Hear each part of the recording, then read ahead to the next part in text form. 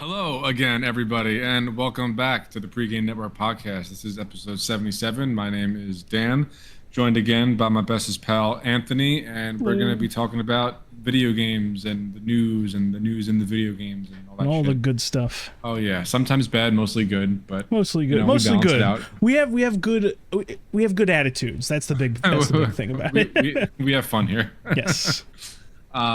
So as usual, we will talk about what we've been playing, and then we will just get into the news proper. There's actually a decent amount of stuff that's happened this past week, which I'm pretty excited to get into. So without further ado, I think I went first last week. So Anthony, my friend, what have you been playing this week? Well, so for me, I mentioned last time we were here, I mentioned I want to try and get some more spooky games in.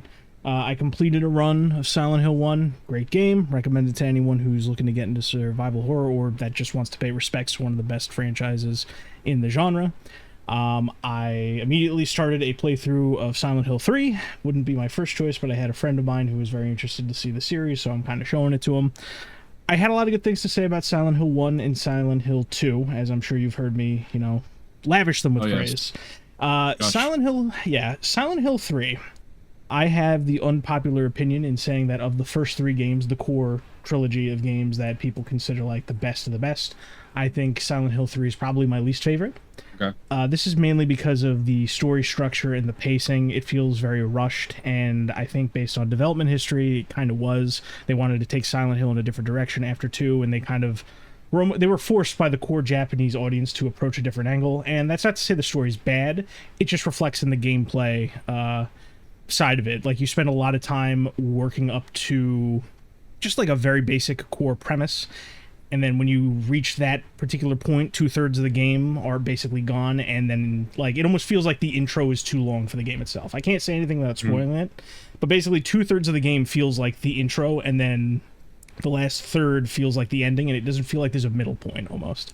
Gameplay-wise, it's probably the most advanced. There's a shit ton of weapons to choose from, especially with melee weapons. There's a ton of unlockables and stuff to grab as far as clothes and costumes and whatnot. And it's probably the best-looking game on the PlayStation 2, at the very least with character design and animation. It rivals some of the games that come out today in how well it looks. But overall, it's a fun game. Just I have the unpopular opinion of not thinking it's the best thing ever. A lot of Silent Hill diehards think that 3 is the best game in the series, and I just happen to disagree. But making my way through that, you heard me bitch about 2/3 in. I am 2/3 in, so that realization just hit me going, oh, there's not a whole lot of game left. Other than that, I mentioned last time I was talking a lot about Dead or Alive and the creator, and ever since then, well, really it's a mixture of things between the fact that the guy just died and the fact that me and Harrison played Dead or Alive for that Fighting Game Frenzy video series that I did not too long ago. I've been in the mood for Dead or Alive, and I'm just like, what am I going to play? Should I go start from the beginning with Dead or Alive 1 and try all the revisions? Should I play more of the latest, Dead or Alive 6? Should I go back to the one that I know the most about and the one that's probably my favorite? Maybe. I'm not sure yet. I got to go down and play through with Dead or Alive 4. And right as I was making the decision, a buddy of mine said, hey, do you want to try emulating the 3DS version? I'm like, yeah, sure, what the fuck? So I played the often forgotten 3DS game for Dead or Alive Dimensions, and holy crap, is it a ton of fun. It's a lot of fun to play. It's a quality 3DS game. It's a quality fighting game in general. Just a lot of fun. But I do find it humorous that that's where I ended up starting my paying respects, I guess you could say, to the Dead or Alive series of the fucking 3DS game. But a lot of fun, good quality. It's a retelling kind of recap game where it goes through the story of 1 through 4, recaps a lot of things. It has all the content gameplay wise from those games. A lot of fun.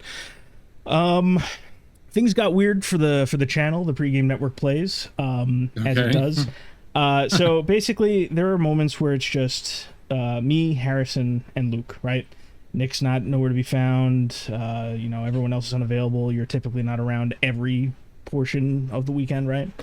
So we're just sitting there, and we're like, what the fuck are we going to play? And so I looked at Game Pass, and I'm just like, well, it's getting to be about that season. It's a bit early for it. Some people are going to be pissed at me, but I look at Game Pass. Wouldn't you know it, there's a Grinch game on there. And I'm just like, well, I liked the Grinch game on the PlayStation 1. I loved that game. Let's see if this is going to be anything like it. I knew it wasn't going to be. And I thought it was just going to be crap. We play for like 20 minutes and then move on to something else. I played it for like a good hour and a half. It's like a Donkey Kong Country ripoff almost. It's got like running and rolling and platforming. It's got awkward stealth segments, which I'm like, ugh, they do away with that. But there's swinging. I was surprised. It's not blow your socks off. Wow, hidden gem in licensed games. This Grinch fucking game. It's cheap. It's low budget. It's definitely got a lot of cracks, but it was better than I was expecting. I was expecting some kind of puzzle game. But what this led to was I'm just like, well, we love the original Grinch game so much, we may as well just see what other Dr. Seuss games exist. I forced Luke to play the Cat in the Hat tie-in game for the Michael Myers film, and it was just an awkward kind of romp. He said it wasn't terrible, but he would really prefer to stop playing it, so he played that for a little bit, and it's basically like a cheap licensed game of the time or whatever. And then I tortured Harrison by making him play a Cat in the Hat game for the PlayStation 1, which is like baby's first point-and-click adventure kind of thing, where you just go around and collect items and shit, and it's just kind of funnily animated. It's basically based on the style of the book. There was no adaptation at the time, and that's what we ended up playing as a group, right? And you may think, well, Anthony, that doesn't sound like much. Dan, we played pretty much all the Dr. Seuss games that have gameplay involved in them. Like, the rest of them are just like weird puzzle games or cheap mobile games that are defunct. The king of all of them is still the Grinch adaptation for the PlayStation 1. I recommend anyone go play that, but these games, not so much. But yeah, so things got weird for the Pre-Game Network plays. However, Dan, I saved the best for last. Also kind of related to last week. One game that Xbox had actually gotten me excited for finally came out. Yeah. Ninja Gaiden 4. That's what I've been... that's right. Yeah, I've been putting a bulk of my time into that. And Ninja Gaiden 4, it surprised a lot of people when it came out. You had people who were both excited and worried about the fact that Platinum Games was developing it, because while they are very well known for their action, they've lost a ton of key personnel over the years. They're in a position where, like, a lot of people say, like, oh, they've only got a couple games left in them before they go under, because there's no one really steering the ship. And in my opinion, every other game that they made was already kind of bad. Like, they have a lot of stinkers that nobody likes to talk about. And I will say, as someone who is like kind of half worried about it, but wasn't really on the doom posting kind of thing. Yeah, I'm enjoying it so far. I really am enjoying it. Good. It is easier than the games that I've played before in the past, the other games in the series. It's noticeable, and I know that probably bothers a lot of people. I'm not done with it yet. I haven't gotten to the part where you play as the original protagonist, because this game is a lot like Devil May Cry 4, where they introduced a new guy, but at a certain point you go back to play the old guy. It is still fun, it's still gratifying, it's still action heavy. There's like a bigger emphasis on like what I can only really describe to you as glory kills. So, like, that's something that's kind of always been with the series, where it's like if you decapitate or maim an enemy in a way where, like, they're limping, where their AI is changing. I kind of mentioned that when I talked about Ninja Gaiden last time. But you basically go in with a heavy attack and you finish them off in one blow. Platinum kind of shows up to really show they really focus on it, to the point where, like, there's more emphasis put on it, and it's noticeable, even if you've played Ninja Gaiden games in the past. So that was like a big change. That's just one of many that really reflect in the style, direction, and polish that Platinum brings to it. But it's like reined in enough. It's going to be a while before I can really say like my final thoughts on it as like a Ninja Gaiden game. But right now, a ton of fun. I do have some gripes with it though. Okay. Dan, I'm so sick and tired of this yellow paint shit. I don't know. Like, I'm sitting there, I'm like, okay, it's a modern Platinum game. Xbox is involved. Team Ninja, after they did what they did to Dead or Alive, and like everything, everybody's like, what are they going to throw at me? Was basically what I was thinking of. I was thinking maybe they tone down the blood, maybe they tone down some of the character designs. They fucking got me with the yellow paint. And I'm just sitting there going like, okay, maybe it's just they're easing me into it, right? No, it's fucking every time there's a moderate platform section, there are very clear yellow paint guides to get you there. But on the flip side, it's only there half the time, so it's throwing me off because I'm used to playing Ninja Gaiden. I've played Ninja Gaiden before. I know that there's platforming, light elements, and there's more of it in this one. But I'm just like, I'm falling to my death more often because I'm used to you treating me like a retard. So I'm looking for this. I'm looking for the yellow paint now, and I'm dying because you're not giving it to me. Just choose one or the other. Preferably, don't put it in at all and just use some other fucking technique to put it. It's not that hard to see. There's on-screen button prompts, but whatever.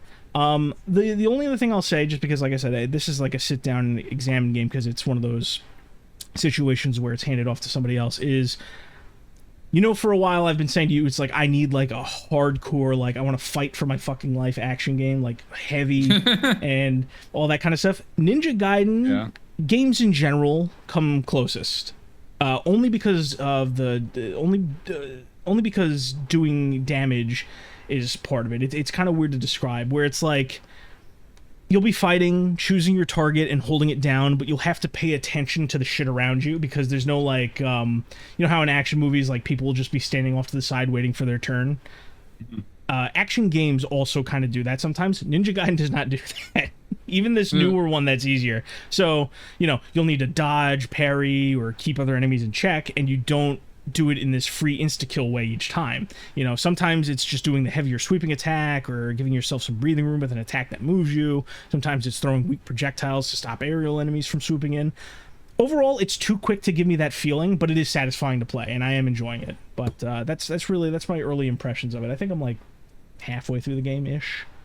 But a lot of fun. I definitely recommend it to people who are into action games. I do think that even though I think it's easier, and I'm sure a lot of Ninja Gaiden fans probably noticed that it's a bit easier, it's not easy. So it's definitely not for everybody. But that wraps up everything that I've been playing.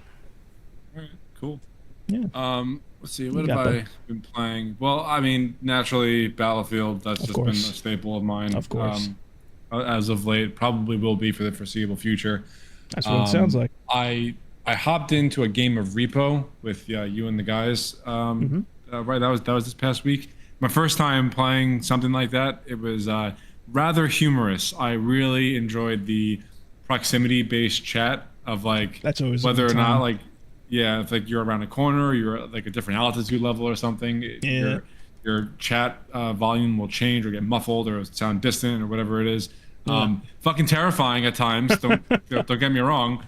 I think we were playing and like everyone got snatched or died or something, and I was just talking to myself for like a solid minute. I didn't realize that nobody else was responding until I asked if somebody was there, and then I just got crickets in return. I was like, oh no. It's funny. I was spectating you when that happened with Luke, and I'm just like, oh, thank God Harris is still alive, because if he was by himself, he'd be flying blind. It'd be over. And I said. My buddy Dan, I love him. He's my brother, but even he said it himself. When it comes to spooky shit, he's a little puss. Oh, I'm a little puss. Oh yeah, big puss. I'm fucking. I hate it. I hate it so much. I will always remember when you mentioned Resident Evil 2 remake the first time, where like you heard like your first spooky noise, you saw your first dark corridor. You're like, nope, I'm out. You know, I put like I want to say 6, 7, maybe 8 hours into the Resident Evil 2 remake, and that game is fucking terrifying, Anthony.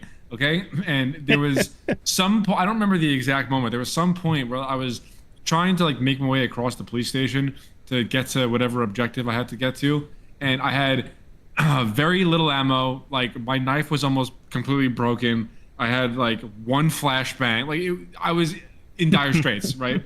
And I'm going down this hallway, this corridor, and yeah, like you said, something made a sound, made a creak, like a fucking shadow brushed over my camera. Maybe it was just like a shadow from a branch outside the window that I happened to be standing next to. And I was like, you know, nope, I can't do this anymore. I shut the game off. I uninstalled it. I'm like, it's a good game. I recognize the fact that it's a good game, but I can't fucking do this. I just can't. And I turned it off. I never went back. I regret nothing. So anyway, Repo was one. I have been meaning to jump back into Darktide because there's a new event going on right now, but I haven't really been. I haven't really touched Darktide this week. I do have something to say about Fact Shark altogether later on, but we'll get to that. But the other game that I've been playing is Killing Floor 3. I thought that the rearmament update dropped on Halloween. They either changed it or I was wrong. Okay. I'm leaning towards the fact that I was wrong, but I could have sworn they said Halloween, like the 31st. And I had a problem with that to begin with because, in my opinion, I thought that the game launched in a not so great state. It's a little bit light on content. Like, you guys just need to push the update out when it's ready and be done with it, and just give the game a little bit more juice and just get it out the door. So again, either I was wrong or they moved it up. But the rearmament update dropped 3 new weapons. I think there's a new map coming soon, not in this update. They did like a huge balance pass and a lot of different bug and back end fixes. Okay. The game definitely plays better. The new guns are actually really good. I was playing yesterday and I just had the thought, like, these are just fun to use. Like, they feel good to shoot. They feel good to reload. They're just good feeling weapons. So that's a huge plus in my book. And this update also brought with it the decoupling of the perks and the characters. That was like a huge point of contention with the company, with the community. So they finally did that. I'm still trying to level my commando up to level 30, which is the level cap. So I haven't really fucked around with any other perks. But it's good to see that they actually decoupled the perks to the characters, because that was a terrible idea to begin with. But they definitely need to add a new map sooner rather than later. But overall, like, the update, it seems like it was meant to fix a lot of stuff as opposed to add more content. But nevertheless, it was solid. It was fine. I don't think it's gonna, like, quote unquote save Killing Floor 3, but it's definitely a nice addition. This is one of those games where it really should have just launched in early access. I think I said this in my Killing Floor impressions video or something. Yes, you did mention that. So it definitely should have launched in early access. And I think that because when Killing Floor 2 came out, and Killing Floor 1 for that matter, it did not launch in a great state. They got, like, I think it grew like 50 gigs over the course of its lifetime, something crazy like that. And I just have a feeling that this is just going to be the same path that Killing Floor 3 is going to take. I'm going to keep on playing it. I don't think it's bad by any stretch of the imagination. It's got a little bit jank, like, around the edges, but, you know, it's enough that I could look past. I'm not going to judge the whole game based off of that little bit of jank. Everything functions, though. It's not like something doesn't work. So that's the most important part. But since I know you own it, we should definitely play soon. But Killing Floor 3 with the rearmament update, it was a good addition. The game definitely needs more work and more content, but so far so good. So yeah, that's pretty much what I have been playing this week. All right. I thought there was one other thing, but maybe no, I don't. You think so. haven't mentioned anything to me. The only thing you asked me to Yeah. remind you of is the Killing Floor thing, and you already went over it. So Yeah, it was just easy to go over that now since I'm talking about Killing Floor. all right. But yeah, that's everything that I've been playing. Cool. So we can get into the news proper now. Yes. Let's see. And boy, howdy. You want to start with something? I have. Oh yeah, there's a lot of shit. Like I said, I always want to try and get this out right after what we've been playing. I have one update, kind of one update, but it's really a topic-wide update. In the last 2 weeks or so, I've seen a few updates in one of my absolute favorite fields, Dan. Okay. Localization. Oh boy, I should have guessed. Yeah, because basically, you know, a lot of these guys, they come and go. You know, sometimes they say an asinine comment. Sometimes they go to different companies. They get different jobs. When I say come and go, I mean they come and go in the spotlight. They're always in the background ruining shit. But there are two personalities that I've had my eyes on for a while because of you know, the things that they work on and the reach of their voice. You know, different reasons, which I'll get to, and some of the things they've been getting up to recently. So first up, we have Catherine Squinar. I've never been sure how to pronounce this. It almost feels like she like got a name change, but I'm pretty sure this is just her, you know, the name she was born with. I will note that this one is a bit more personal. She has a lot of sway over one thing in particular that I really liked, and not much else. Her story, Dan, is one that's kind of hard to pin down because, one, she's either shockingly careful or too scared to be consistently vocal on social media, and two, she has very little to show despite being in the industry for nearly 13 years. Ouch. Yeah. So she broke into gaming with QA testing, and on Black Ops 2, of all things, that's where she started. Shortly afterward, she did the same kind of work at Square, so Square Enix. QA work on Final Fantasy XIV, the Rebound, A Realm Reborn, and the first expansion, Heavensward. She also did QA work on a game called Final Fantasy Type 0, which you've probably only heard of like once and have forgotten about. That's fine. That's beside the point. I know of its existence. God Yeah, damn exactly. It. Yeah. No, I believe you. So, starting with the second Final Fantasy XIV expansion, Stormblood, she took on the role as localizer. She wasn't a lead right out of the gate, but this was her foot in the door moment. I don't know what her actual experience with translating is or localization was to that point where like this movement was possible. I don't know. And I mean this as far as what training, because like I said, her body of work is QA testing up until this change. So I don't know if there's just a gap or something she worked on that wasn't notable. I don't know. I don't remember or recall, and I haven't really dug into her influence on the translation of Stormblood, which was, like I said, the second expansion that she was the first she was a localizer on. But the next one, Shadowbringers, she started to show her colors a little bit. First, there were two red flags for me, and I'm not sure I'm sure some people would disagree with me, but it is what it is. Firstly, during one of their live presentations, I think it was the first one she was ever part of. I would need to go back. They do a lot of these. It's kind of like, how you do, you remember This Week at Bungie? Yep. They would do much larger. I'm sorry, and formerly yes. This Week at Bungie. Yeah, the TWABs. Yeah. Your favorite. But yeah, no, so basically what they do, they had live letters, and basically, as major patches were coming up, they would do these, the developers sit live on stream, they answer questions, they have these PowerPoint presentations. They were more spaced out, it wasn't a weekly thing, and they were much longer than your average just like weekly update. During one of these live presentations, I'm not sure which, it's been a while since I checked or listened to any of them, they were talking about the lead antagonist of the Shadowbringers expansion. Okay. He's a character called Emmett Selk. He's a bit more eccentric. He's dressed in a foppish kind of way. He's not flamboyant. That would be the wrong way to put it. He's not overly effeminate either. And he's not like Kefka from Final Fantasy VI, who is literally dressed like a fucking clown. He's just like, made me laugh. because I said fucking clown to me.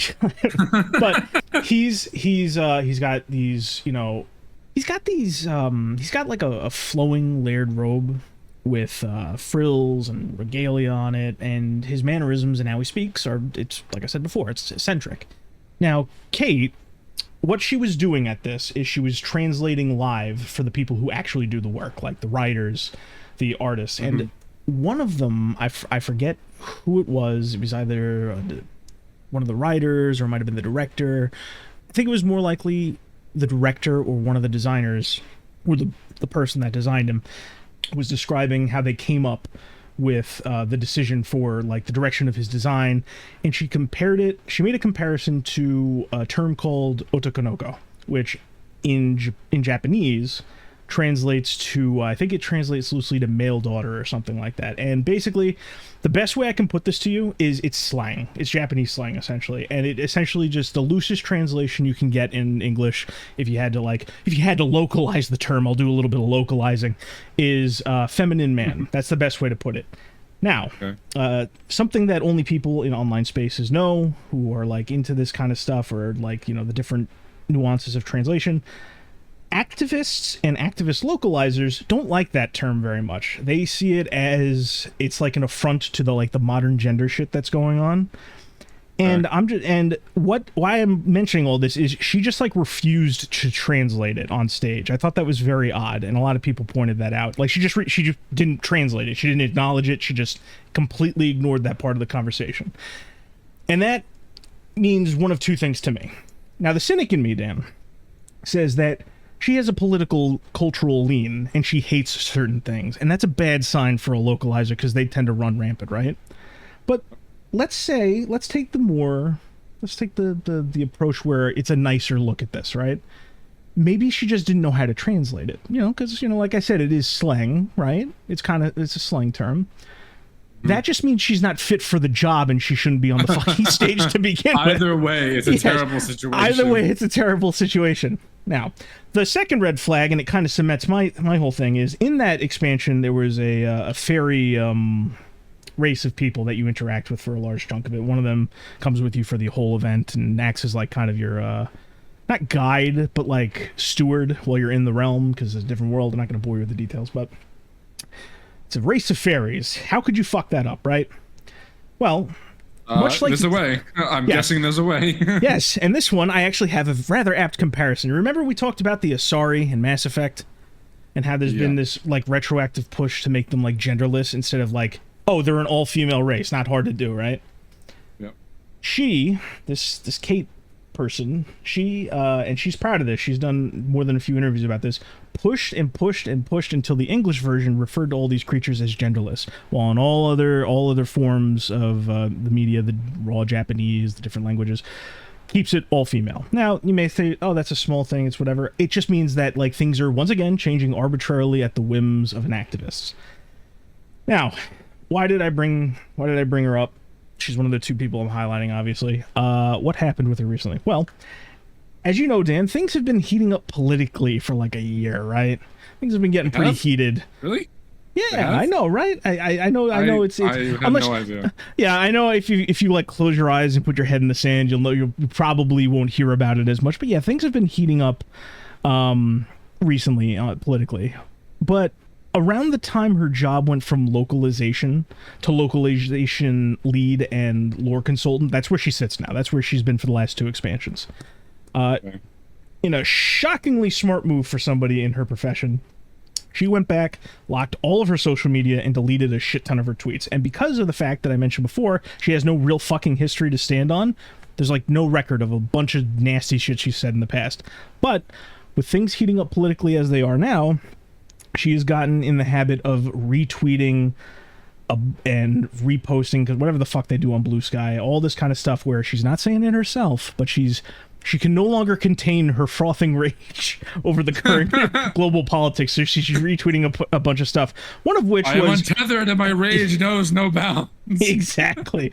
One of which is calling for a complete and total purge of all of her political opponents. I'll put it that way. I'm paraphrasing. Oh, Jesus. Yes. So a lot of people brought her to like I don't think she's going anywhere, but she has gone quiet again since then. But a lot of people are like, you know, it's Final Fantasy 14. That community leans a particular way, and they have a lot of particular people in there. But like, there were more than a few people saying like, hey, your localizer who's not being, you know, who's not following your script adequately is also calling for a purge of her political opponents. Do you want to do anything about this?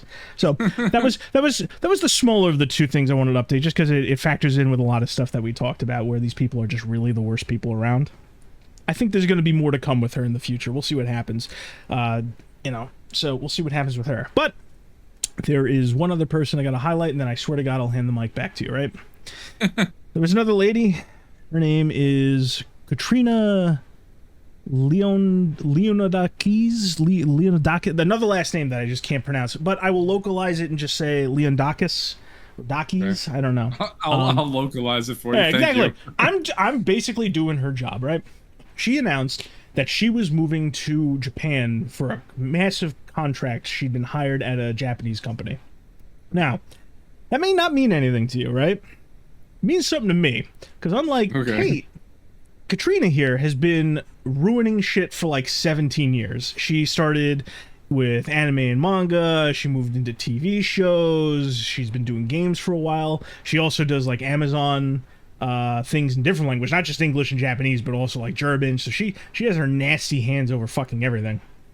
And she is a real piece of work, you know. She was with Sega for a while and was responsible for a lot of the small nicks and oddities that are, you know, traceable in multiple different ways, because Sega and their lengthy RPG stuff, they do multiple revisions and stuff like that.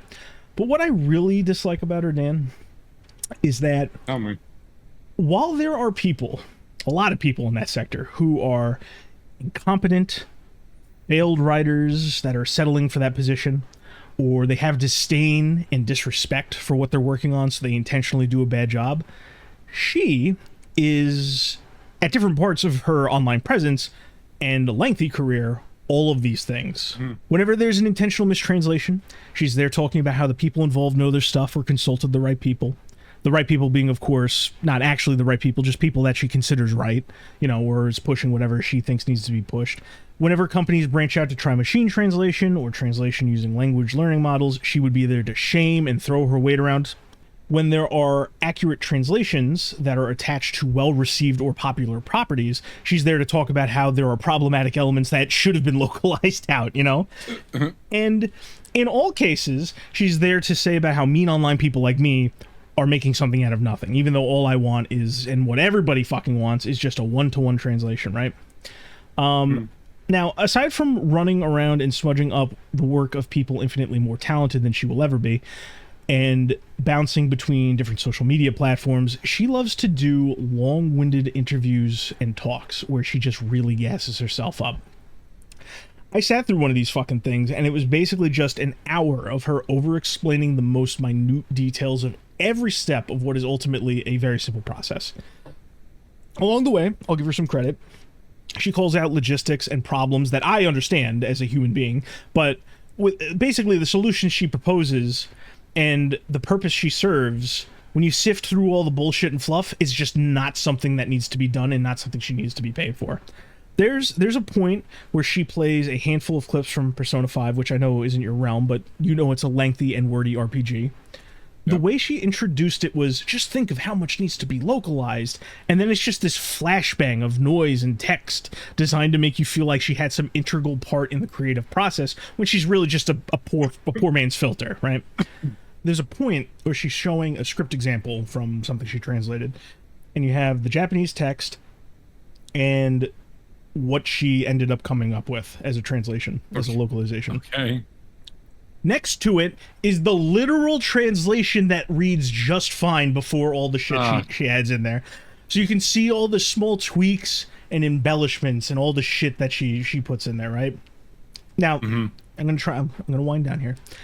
As frustrated as this stuff makes me, because unlike Katrina, I actually give a shit about the accuracy, whether it's things I enjoy, things I'll never watch, things that aren't for me. I think it all deserves to be accurately delivered to different audiences. I have a little solace, Dan, because while she's on her way right now to some greener pasture in Japan where she gets some big, contract for her however long, companies are looking more and more into machine translation slowly but surely. The pay in her field is already notoriously shit, something she's almost always complaining about online. Despite her, in her own words, being in a good position. So I know she takes issue with it, just even though she's she claims she's whining for the little guy. So regardless of where the sector or her field or her livelihood goes, it's going in to the shitter. So, as much as, people, like to say it's not a big deal, more people are waking up to it. And even if that fails, companies are going to be looking for alternatives in the future anyway. So I have hopes in that field, but I thought I'd mention the machinations of these two because they have been more vocal, and one of them is just a nightmare that's failing upwards like just about everyone else. But so that's my little update rant out of the way, buddy. Okay, cool. Thanks for keeping me updated. You got it. All right, let's see. What do we got this week? Okay, let's. I'm gonna start with the smaller stuff first, and then work our way to the more substantial things. Go for it. So, from the makers of GTFO, 10 Chambers, I think and I've talked about this game before. Den of Wolves. It's their new heist for 4-player co-op FPS. Yep. Looking cool. Everything I've seen, I am intrigued. They recently gave an interview to some outlet. I don't remember which one it was. Let's see if I can find it real quick. But they basically said that a PC Gamer, it was PC Gamer. Okay. I don't know. They alluded to the fact that they were scared of making these big sprawling sci-fi environments just because they're so people have a very certain idea in their heads of what they're supposed to be. I don't know. Kind of a nothing burger. Another development update on Den of Wolves. A small little I'm thing. looking forward to it. Yeah. That was all that really is. On the same note of these four-player like heist co-op shooters, Payday 2 is so the people who've been maintaining Payday 2. First of all, I don't even know why. Actually, yes, I do. Payday 3 fucking sucked. Starbreeze, they are handing over the maintenance of Payday 2 to a different studio. What was the name of the studio? Partnering with Sidetrack Games to support the PC versions of Payday 2 with quality of life improvements and general game fixes. So apparently, after Payday 3 came out, all of like the diehards of the Payday franchise were immensely disappointed. They all went back to Payday 2. And so not only is Starbreeze handing over maintenance of Payday 2, they also came out with like a subscription model for future content and updates and whatever have you, which I think is just crazy. Yeah. Like, why can't you apply the same effort to Payday 3 and just make it what it should have been? But I digress. It's easier to milk money out of something you know works. That's why. Yeah. So that was another small thing that I wanted to go over. I mean, again, it has nothing to do with anything, but it came across my desk, so to speak. Yeah. Let's see what else we got. Bulk Gun 2 was announced, and we got a new trailer. Yeah, I loved Bulk Gun, Warhammer 40K Bulk Gun. It was just a really cool boomer shooter with old school graphics. Yeah, and it was a fun little campaign. Oh, did you? Yeah. It hit Game Pass, right? Yeah, it's not on there anymore, but that's how I played it. Yeah.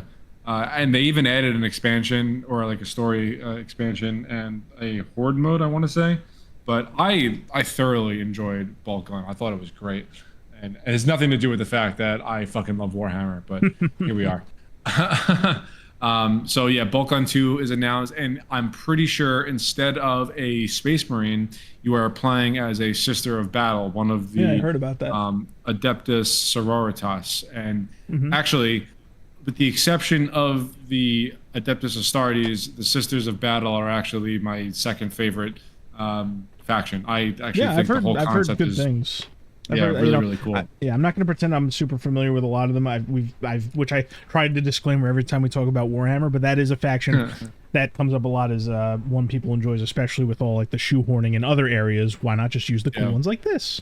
Yeah, it's fucking what a novel concept, right? Like just something about this like religiously zealous faction of warrior nuns whose faith is so strong it literally performs miracles on the battlefield at the time of war. It's just so fucking cool. Yeah. Like, I love it. That's one of the things that people love about that universe is like things like belief and like devotion, like being reflected in like just pure strength and power of a lot of these different factions. It's awesome. There's like a bunch of like lore tidbits too, where like certain Sisters of Battle will go toe to toe with certain Space Marines.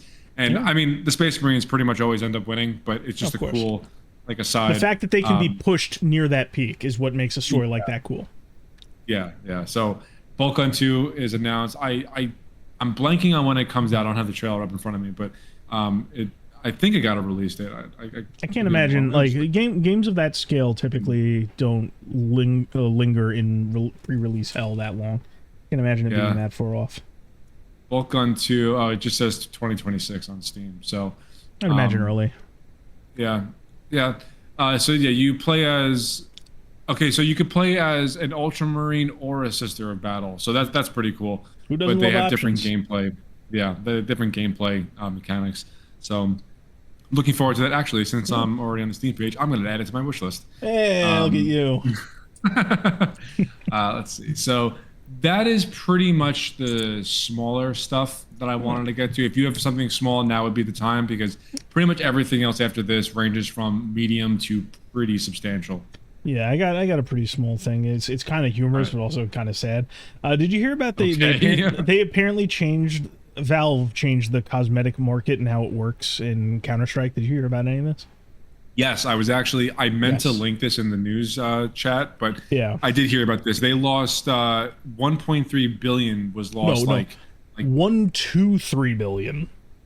Not 1.3, 100. between 1 and 3 billion. Oh yeah, that's insane. Yeah. That is insane for a cosmetic economy in a game. Yeah, like listen, I don't understand, and I'm kind of wary about that like collection racket that goes on in there. But like basically what happened is they expanded what's called the trade up system.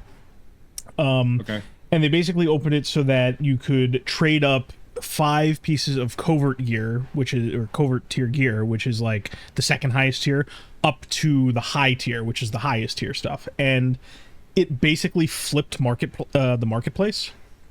Covert items jumped up from a couple bucks to like $30 to $50, and high tier stuff, which ranges anywhere between 500 and a couple thousand, they all lost like 50 to 70% of their value, which leads to that somewhere between 1 and 3 billion, because a lot of these people, especially with larger games that, you know, open up a bit in China, there's just like, it's like a machine that I don't understand. Fucking this crashed websites and trackers. The takeaway is that casual players are very happy, because now you can work towards it almost. You know, you're not reliant on RNG purely. If you get slightly shittier rolls, you can combine it and get some cooler shit, right? The not so casual people have literally been killing themselves. There's been like people like I mean, particularly in China, where, you know, some of these people live in those online cafes and whatnot, and, you know, so they have a lot to lose, you know, with fleecing gamers overseas and stuff like that. Yeah, I mean, some people are saying it's bombastic, like 15 people, most of them in China. I know that one. But you gotta understand, like, people are like wrapping their livelihoods around this, and more importantly, they're not diversifying. Everybody knows you gotta diversify your portfolio or you will eventually lose. And apparently the types of people that are reliant on an in-game economy aren't very strong willed. Not making light of suicide, because I've read some of the messages on like the English Reddit side where I can actually read some of this. Don't kill yourself over the game. You can always get better. Just consider that you won the lottery once, you know? Just consider it like that, right? But yeah, there are some alarming posts around this, but people are saying the market will stabilize again at a certain point, but that the rug pull nature of this could hurt future confidence in it, to which I say, who the fuck cares?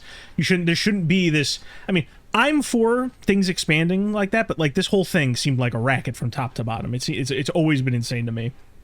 But yeah, there was a bit of a shakeup with the Counter-Strike market. Like, I understand the mentality behind wanting to get certain cosmetics, especially if they're super rare or you have to jump through a crazy amount of hoops to get them in a game. I've always chased that dragon in my own games, but the fact that there's a whole economy based around this stuff in Counter-Strike, where people are willing to pay thousands of dollars for one cosmetic item, is like, and I even know that is on the low end sometimes, depending on the item. That it's just, I don't get it. I don't understand it. Maybe I'm just not in that fucking tax bracket, but it's wild to me. It's absolutely wild.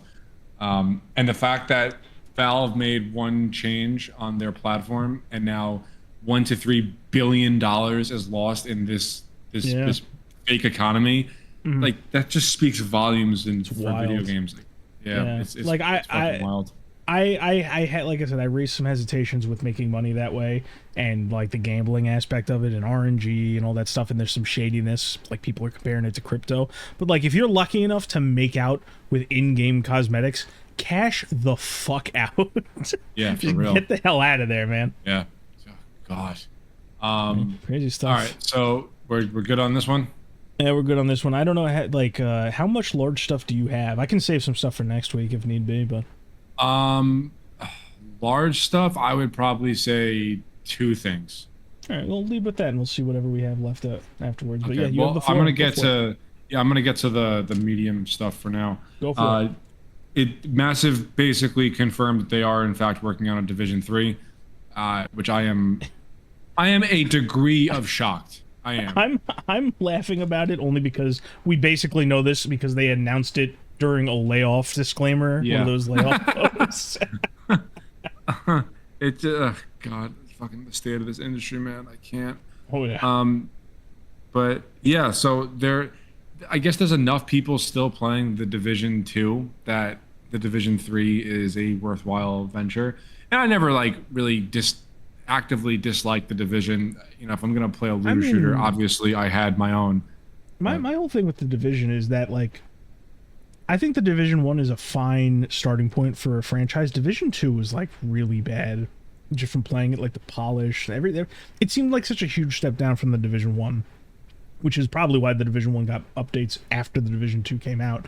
So I can see there being a player base potentially into Division 1 to try and do a Division 3, but you also got to remember, this is a Ubisoft IP where they just try to ring it regardless of quality. So, you know, maybe the Division 3 is just a last gasp of the Division and we won't see it after that.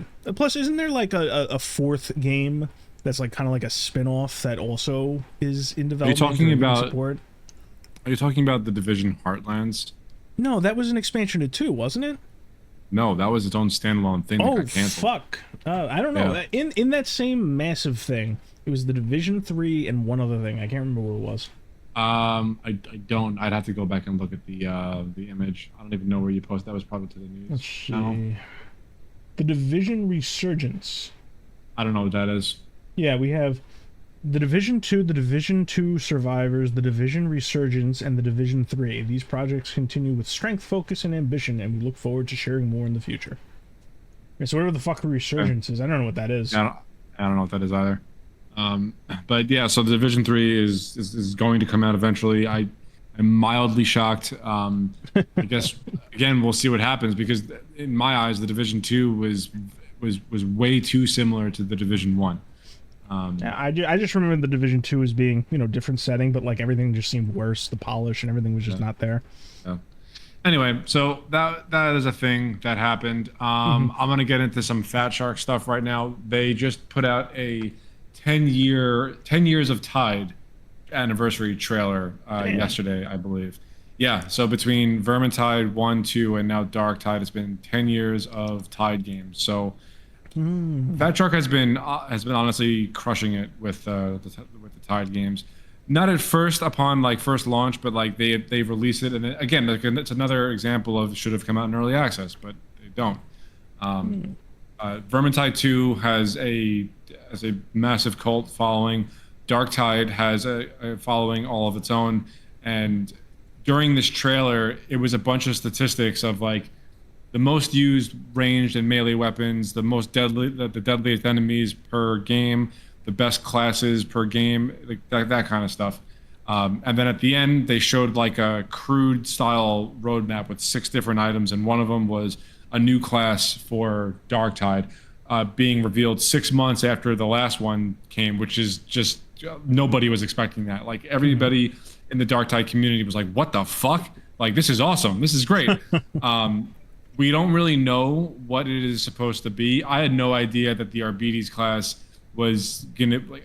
I like Warhammer lore. I try to pay attention to it as much as I can, but I'm really not that deep in the infinite well that is Warhammer lore. So I didn't even know that the Arbites thing was like an option for Dark Tide. So I'm hoping that it's going to be something else equally as surprising for this new class. But between in-game events, maps, classes, and other things going on, Fat Shark has been putting in the work for their games, so props to them. Yeah. So let's see. Okay, that was I think the last like small/medium thing that I wanted to talk about. What else can we get into? The Remedy CEO stepped down. Yeah, that's after correct. the Firebreak like major title update didn't do what they were planning, what they wanted it to do, which anybody with a fucking brain who plays video games could have told them that game was just going to be DOA.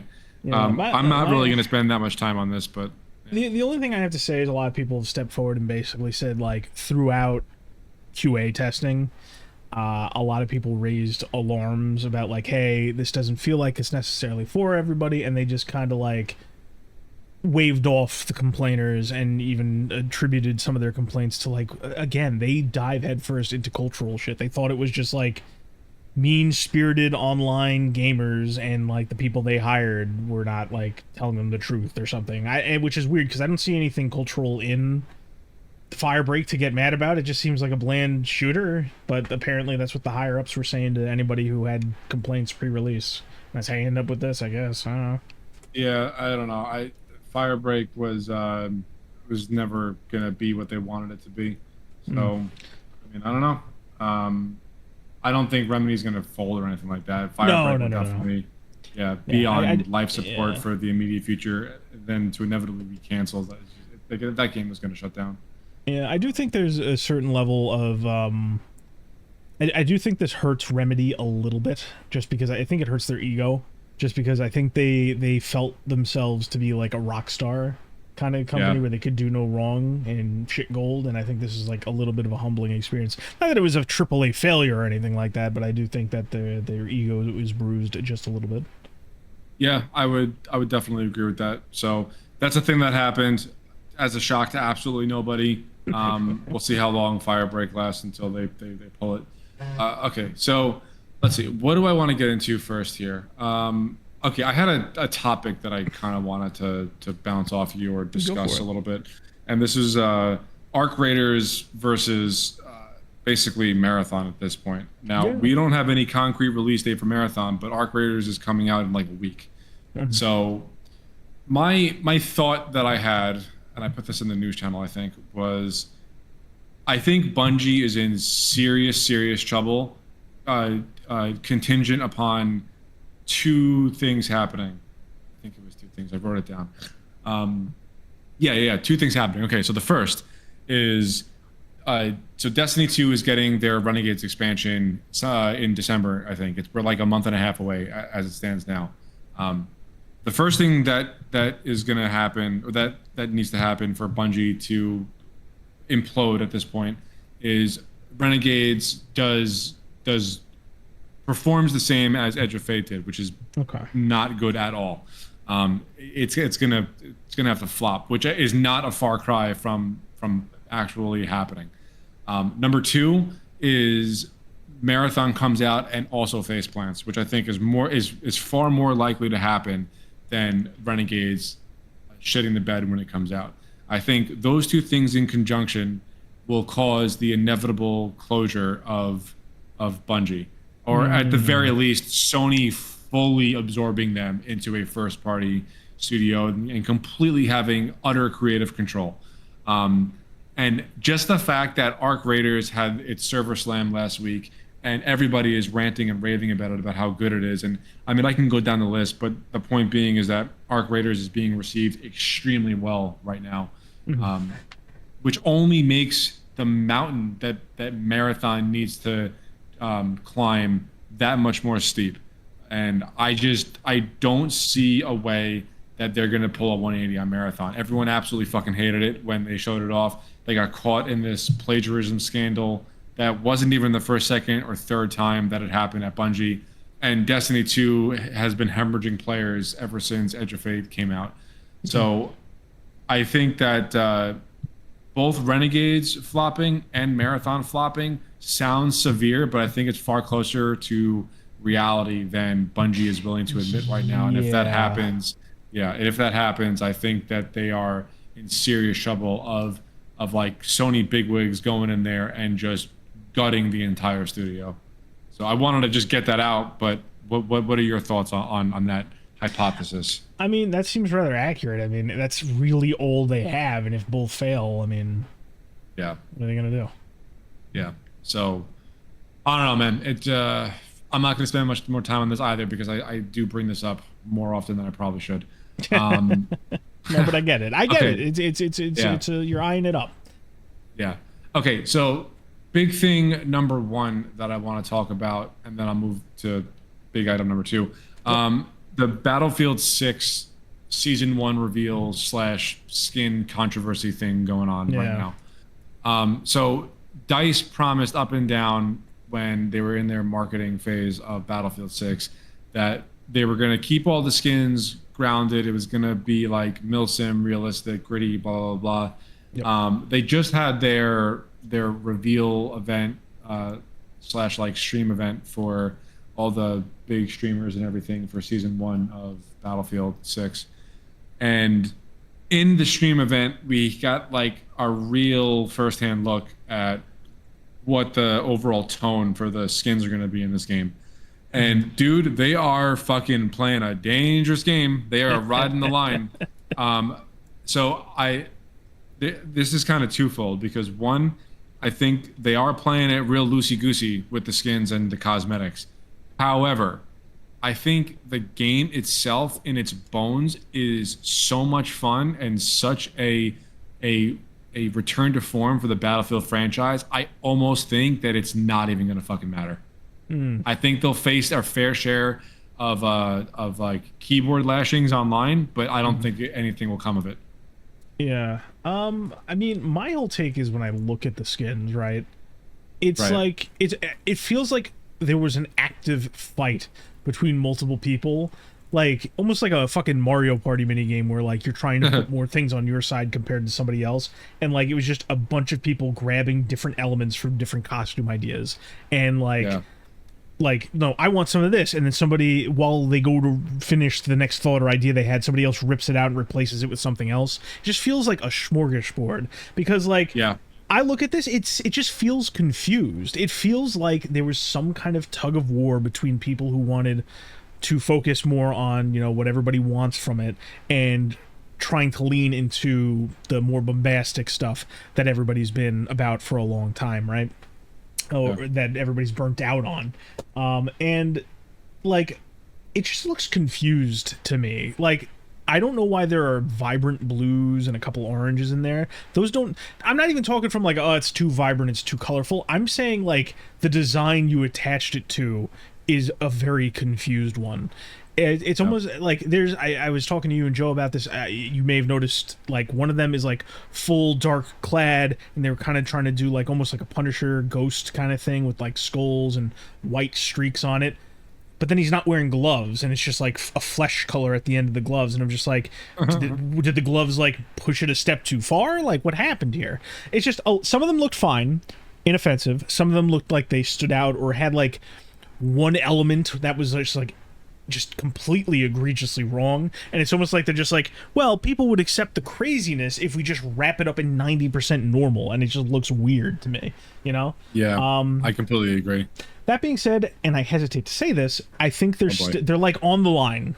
They're on the line, and the reason I hesitate to say that is because if enough people say they're on the line, they will cross the line, and then they will no longer be on the line.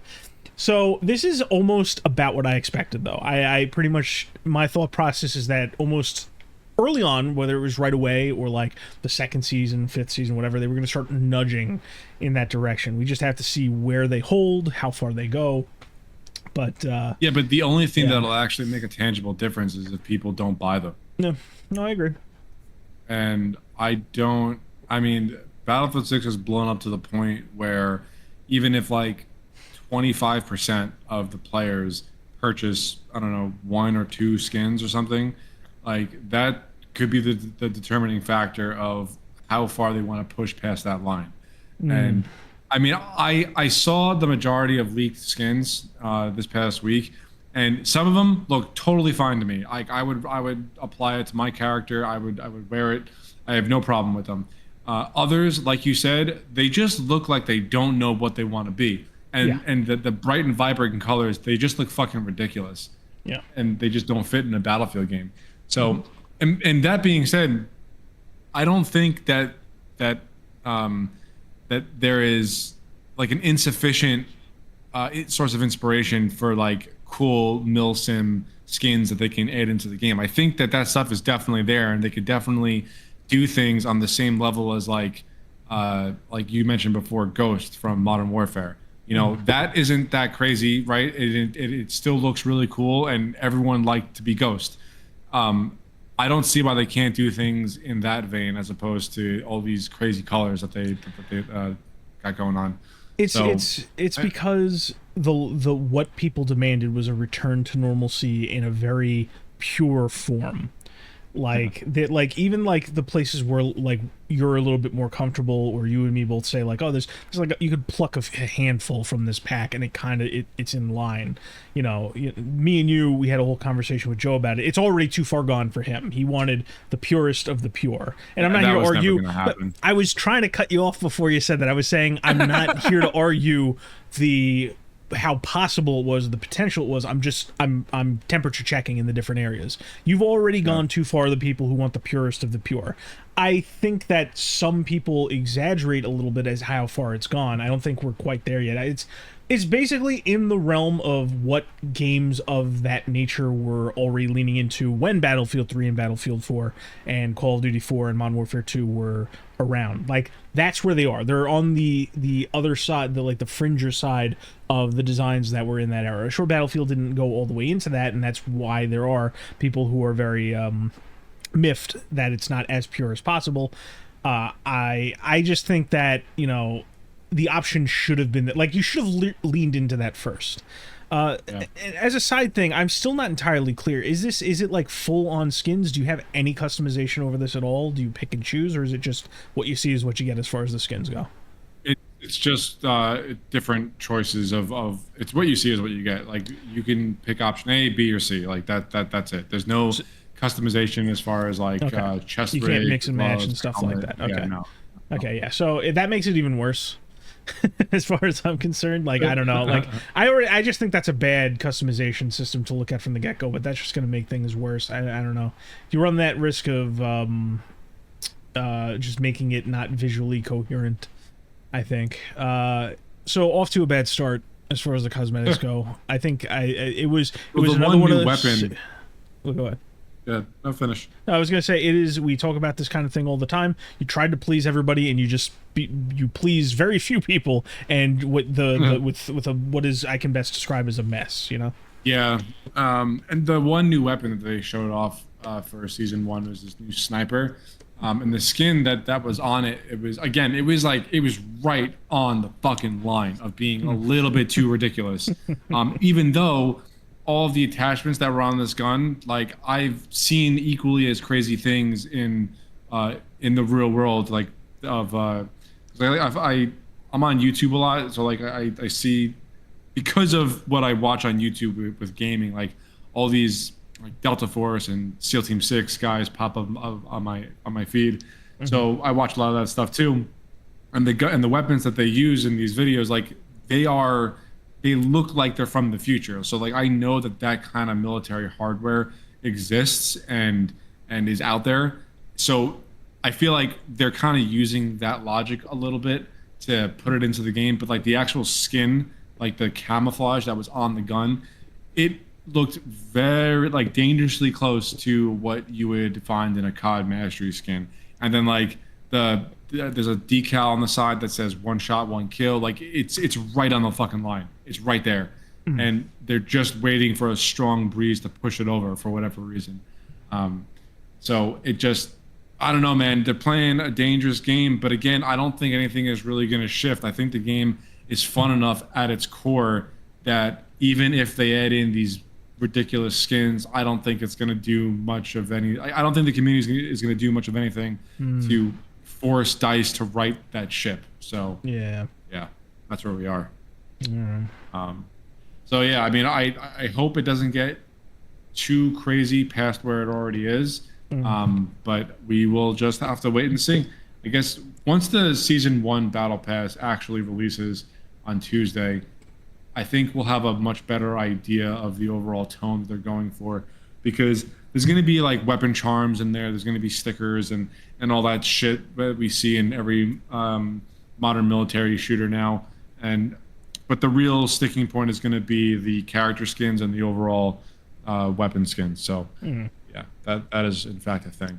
Okay, so now with Battlefield out of the way, we can move on to probably the biggest thing that just dropped today. Unless you have anything else you want to talk about.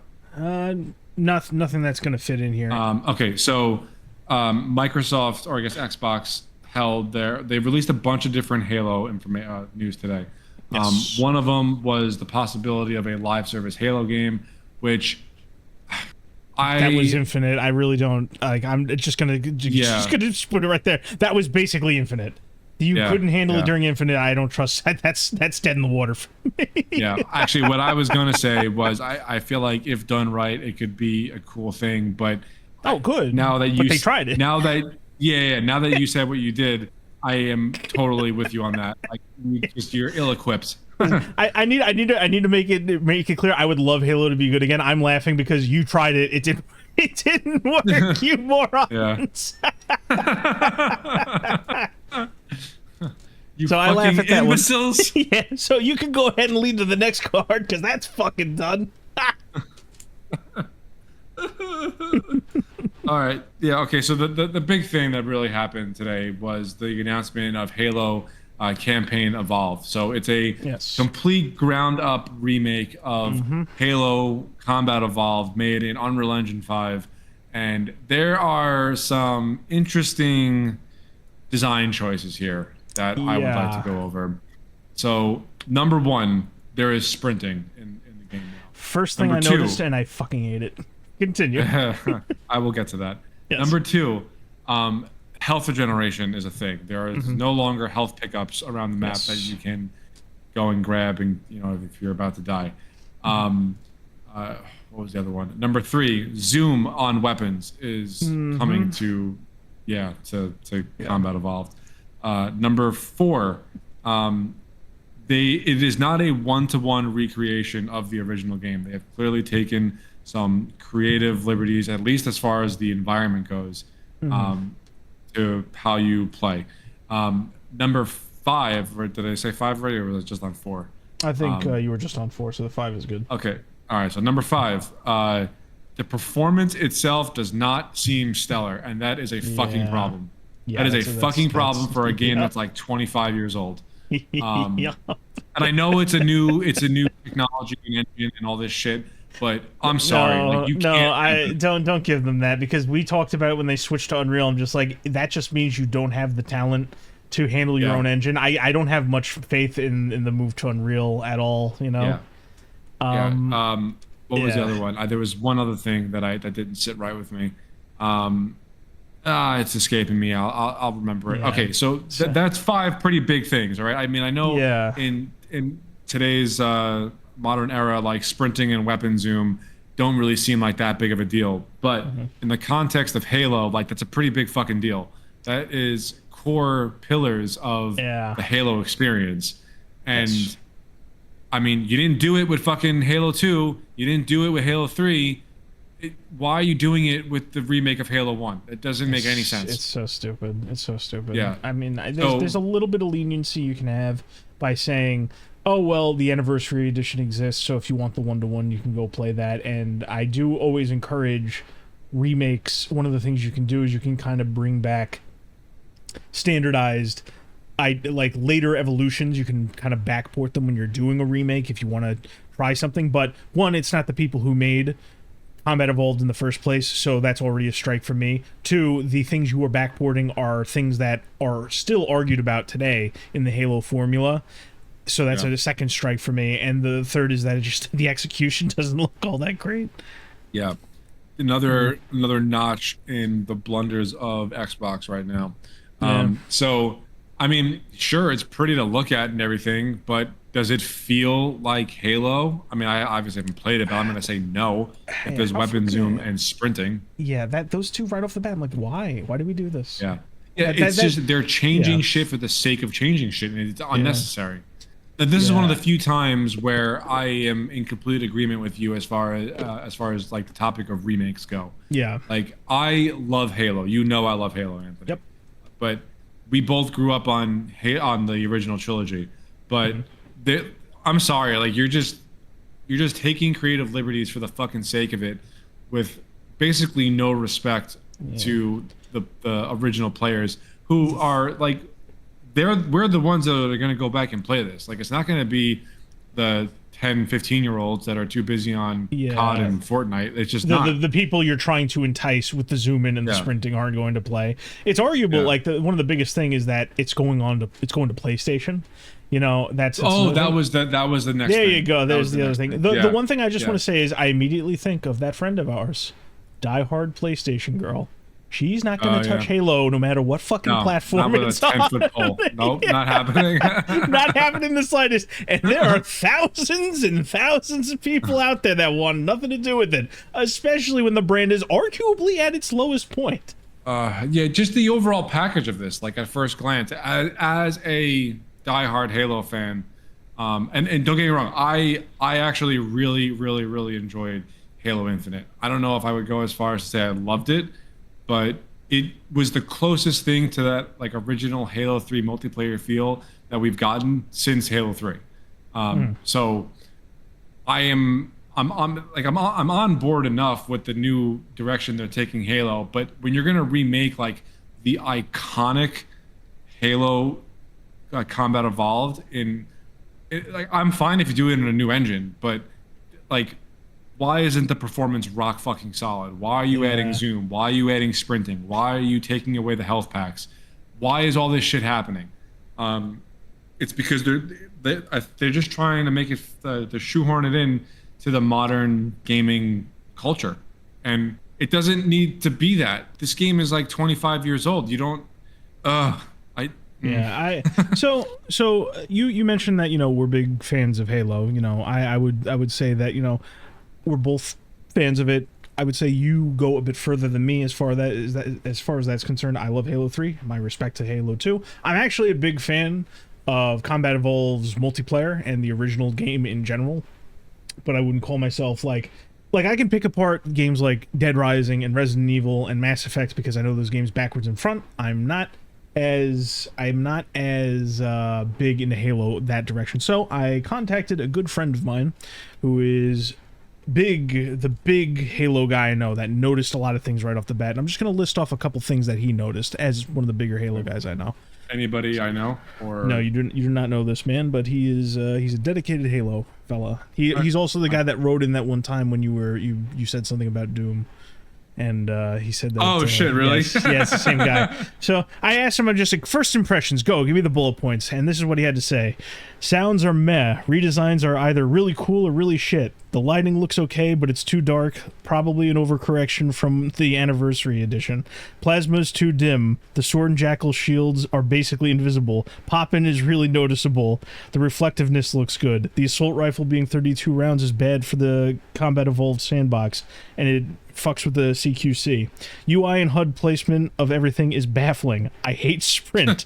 Skulls are always a good time. Warthog is slightly odd. Hunters are no longer one-taps with the Magnum, which means that the Hunter was buffed or the Magnum was nerfed. That was going to be something that I was going to go over too, because I noticed the fact that the Hunters were unbelievably fucking tanky. Even I noticed that. He goes, ADS is back. Suck my dick. Bloom is back. Double suck my dick. Needler has a redundant ammo counter. 9 promised new weapons, which would be cool for the flamethrower fuel rod, but it's not mentioned. Added the battle rifle, which supports the Magnum nerf theory. Forerunner architecture looks fine. Overall, Halo Infinite evolved more than it's more of a Halo Infinite evolved more than a ground up remake of Halo CE. Yes, completely agree with that. And then he also pointed, one of the things I hate in remakes is like redundant dialogue, redundant objectives, like handholdy shit.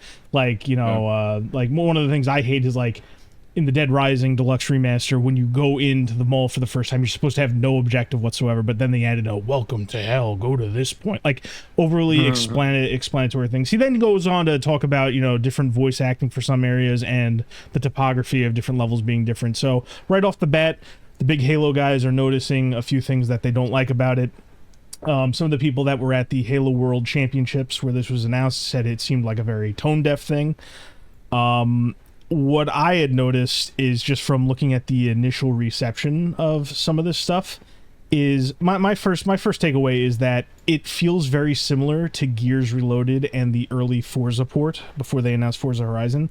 These remakes are less for Xbox players and more for multi-platform players, where they're like teasing you to get in, basically. Yeah. It's like easy kind of warmed over remakes, low budget relatively speaking, where it's the roots in the case of Gears Reloaded and Halo Campaign Evolved is what they're calling this one. Okay. a lot of people, everybody, you know, me, you, this other guy, people in general don't like the continued 3-4-3 level meddling, you know, kind of going back into Combat Evolved. The brand isn't very strong right now, so everyone just kind of seems underwhelmed or uncomfortable. Like, there's a few people who are just like, oh, Master Chief on the PlayStation, never thought I'd see the day. This is a big win for everybody. And I'm just like, people who are actually critical about video games more than like a flashy trailer are like, I don't know if I like this. So misfire, another fucking misfire by everybody involved. Oh God, why is this happening, Anthony? Yeah. Why? Yeah, and just between what you said, what my buddy said, and what I noticed, my worries are pretty much confirmed, where it's just like the shift to Unreal was just because you don't have the right talent pool right now, and the fact that you're still fucking up in Unreal means you really, really don't have the talent pool right now, which means that this brand is fucked. Just the only saving grace is that this isn't a new mainline game looking this bad. That's the only upside from this. Yeah. So. It just, God. Yeah, man. I don't know what the fuck. God. I saw the thumbnail for the trailer for Campaign Evolved, and I got really excited. I was like, oh shit, like this is gonna be good. And I played the trailer, and I was like, why? Like, first thing I noticed was the sprint. All right. The second thing I noticed was the zoom. And then I did actually notice the jackal shields were like translucent. Yeah. They were just not the right color. Okay. I am getting some new updates right now that, you know, some people are answering questions. So right off the bat, sprinting can apparently be disabled. So, I mean, I'd prefer you just not fucking do it in the first place. I guess that's nice. And, you know, who knows? Maybe, you know, by the time this comes out, BOON Syndication will just be flush with cash, and I can afford to get us both Game Pass, and we'll just enjoy it. Like, okay, I guess we can toggle off sprint now. Isn't that neat? You know, and we don't have to pay for the privilege to play this. Apparently, and this also does not do much to alleviate my concerns, it's a hybrid engine that uses Unreal 5 layered on top of Halo's legacy code. So it's using the same code, but it's like a hybrid situation going on there, which isn't completely unheard of. That's also what the Dead Rising Deluxe Remaster did. Yeah, they're rebuilding a lot of different levels. They're backporting things like hijacking and using the energy sword, so there's some stuff going on there. Like I said, some of this can be cool because, like I said earlier, like much earlier, last time we were talking about remakes, whenever it was, I think remakes do have a little bit of leeway with what they can add, but it really depends on who's adding what, you know. I don't know if I trust Halo Studios backporting too much stuff, because then I don't trust Halo Studios at all. Yeah, no, that's a good point. Yeah, no, that's great. They have not proven themselves. They just haven't. Like, Infinite was fun, but nobody there built it. Yeah. They just were untangling spaghetti code and adding these. They're not battle passes. They're like mini events that had nothing really of value. And like, it's not like you made an addition onto the campaign or anything, which I think is what a lot of people wanted. Because I mean, the Halo multiplayer is great, right? That was one of the earlier pioneers of multiplayer gaming. But the thing that drug everybody in was the campaign. The Halo campaign between 1, 2, and 3 was excellent from beginning to end. Halo 1 didn't even have multiplayer in the first place. You know, that wasn't until the PC release. So this was a big deal for them. You know? Yeah. But you know, I don't want to disparage. I don't want to make any like hard knocks against Halo, but I don't think the campaign alone is enough to hook people anymore. I appreciate it when they stick to the roots like that, and I think it's a solid campaign. I would play it. It would be one of those games in rotation where it's like, oh, let me do the yearly Halo run, you know, if I had the people for it. But it's just like, I don't see who this nets, you know. Yeah, me neither. Like, again, who is this for? Not for the OG Halo fans. I think it's them just, like I said, I can't say for sure. I don't know who it's for, but the closest I can think is just like Gears Reloaded, just like Horizon 5, right? That's the one that got ported to the PlayStation. I don't keep track of the Horizon games. Like Horizon 6 is the new one that's coming out, and Horizon 5 is the one they ported over to PlayStation. But the point I'm getting at is whichever one they did, like it's just there to potentially net new players.